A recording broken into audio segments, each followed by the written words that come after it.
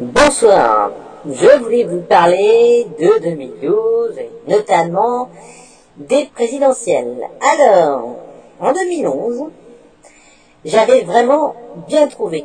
J'avais posté un message fin novembre 2011 en disant que Descartes pourrait pas se présenter au présidentiel parce qu'il avait dit que Martine Aubry montrait sûrement un complot contre lui pour pas qu'il se présente à la présidentielle en mettant des caméras dans un hôtel aux États-Unis où Dominique Strauss-Kahn coucherait avec une femme et que Martine Aubry qui aurait la vidéo menacerait Strauss-Kahn de tout dévoiler s'il se présentait à la présidentielle. Et je pensais que ça allait se passer comme ça. Ça s'est presque passé comme ça, parce qu'effectivement, il y a eu une histoire dans un hôtel aux États-Unis, dans une chambre d'hôtel à New York, avec donc Dominique Strauss-Kahn. Bon, bien sûr, moi, comme la plupart des Français, je pense que tout ça, ce n'est qu'un complot. Qui a organisé le complot? Mystère. Ça, je ne le sais pas moi-même. J'avais quand même dit que De Villepin se présenterait à la présidentielle, et c'est vrai que, ma foi, il se présente à la présidentielle. Et alors que il y a un an, quand j'avais dit ça, personne ne me croyait. Bon, je dois avouer que, par contre, pour Hollande, j'avais vraiment pas prévu du tout qu'il allait se présenter à la présidentielle. Il faut dire que en novembre 2010, les médias n'en parlaient pas. Et tout le monde disait que ça serait Strauss-Kahn ou Aubry. Et finalement, c'est Hollande qui a gagné. Et maintenant, on va voir ce qui va se passer en 2012. Moi, je pense qu'on a 3 possibilités. Bon. Alors, la première hypothèse, on aura un second tour Hollande-Le Pen. C'est François Hollande qui gagnera. À peu près, je dirais 59,1% et Marine Le Pen 40,9%. L'hypothèse 2, c'est que Hollande ne soit pas au second tour. Alors là, il fera 54%, Sarkozy. Vous voyez, ça descend quand même. Et Marine Le Pen fera un très gros score de 46%. Ce qui sera, elle sera heureuse de faire ça veut dire que pratiquement, à quelques pourcents près, elle ferait 50%.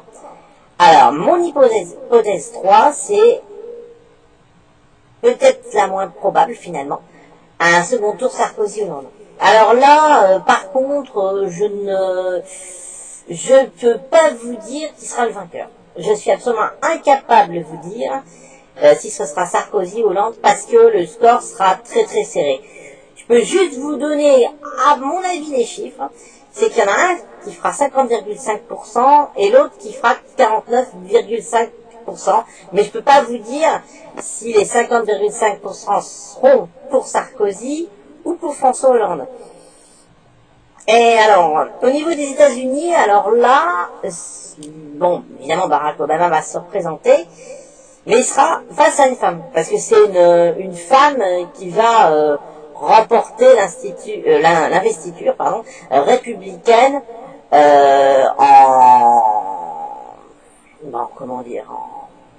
vers mai, juin, juillet, pour être désignée candidate de justesse quand même, mais pour la première fois, il y aura une femme candidate à la présidence des États-Unis. Et alors là, au niveau des résultats des élections, ça va être très compliqué. Moi, je vois le même scénario qu'en l'an 2000, mais ça sera pire. Parce qu'il y aura aussi bien de la triche de la part des républicains que des démocrates. Donc il faudra recompter les bulletins de vote. Et je peux vous dire que on ne connaîtra le nom du vainqueur ou de la gagnante des élections que vers janvier, février 2013. Donc là, ça va être très très très compliqué. Pour ce qui s'agit de la crise économique, évidemment, ça sera encore pire qu'en 2011. Je vois que la France sera pas mal attaquée par l'ensemble des autres pays européens, dans toutes les réunions, tous les sommets européens, par rapport à l'euro, et qu'une fois de plus, c'est la France qui paiera les pots cassés, comme toujours, et qui donnera beaucoup d'argent aux pays pauvres, Voilà. Comme toujours, la France se fera baiser par les autres pays européens. Là, alors, au niveau des artistes qui vont mourir, je vois peut-être la mort de Jean-Paul Belmondo. Ou le suicide d'Alain Delon. Je vois, en tout cas, une tentative de suicide d'Alain Delon. Et quelque chose comme ça. On ne sait pas s'il va s'en sortir ou pas. Mais en tout cas, une chose est sûre et certaine, c'est que ce sera l'un ou l'autre, mais ce ne sera pas les deux à la fois la même année qui vont mourir. Mais un des deux probablement va mourir, mais pas forcément celui qu'on croit. Voilà. Oui, alors mauvaise nouvelle en ce qui concerne Jean-Luc Delarue. Je vois des mois très difficiles pour lui. Mars et avril, ça va être très décisif. Il pourrait mourir dès le mois de mars ou dès le mois d'avril, des suites de sa grave maladie, ou au plus tard en septembre, octobre 2012. En tout cas, c'est clair qu'il va mourir en 2012. Je ne peux pas vous dire donc, si ça sera mars ou avril ou septembre-octobre. Hein. Ça, je sais pas, mais je sais qu'il va mourir. Malheureusement, des suites de sa grave maladie. Ce sera un grand choc, en tout cas, dans le milieu de l'audiovisuel. Parce que il a fait beaucoup d'innovations en ce qui concerne la télé, tout ça, de ces 20 dernières années. Je pense qu'on lui doit beaucoup. Alors évidemment, là, je vous apprends pas grand-chose. Il y aura de nouvelles révélations sexuelles à propos de DSK. On apprendra encore beaucoup de choses, je pense, en 2012. Mais bon, il n'a pas fini de nous étonner, c'est clair. Et alors, je vois pour le 21 décembre 2012, enfin dans ces périodes-là, il y aura des ouvertures de vortex dans l'espace, de mondes parallèles, choses comme ça. Mais l'affaire sera bien sûr étouffée par un petit peu tous les gouvernements de tous les pays. Et je vois aussi que le projet HARP sera reporté à plus tard, tellement on a médiatisé 2012, donc il ne se passera pas grand-chose à ce niveau-là en 2012. Je vois par contre un très très gros tremblement de terre au Mexique. Ça pourrait être un tremblement de terre sans précédent. Il y aura plus de morts en tout cas qu'Haïti. Je vois entre 400 000 à 700 000 morts. Je pense que je vois aussi par rapport à ça des complications dans l'affaire de Florence Cassé qui pourrait être là où elle est sur une zone sismique, donc à moins qu'elle soit libérée, mais ce sera pas tout de suite en tout cas.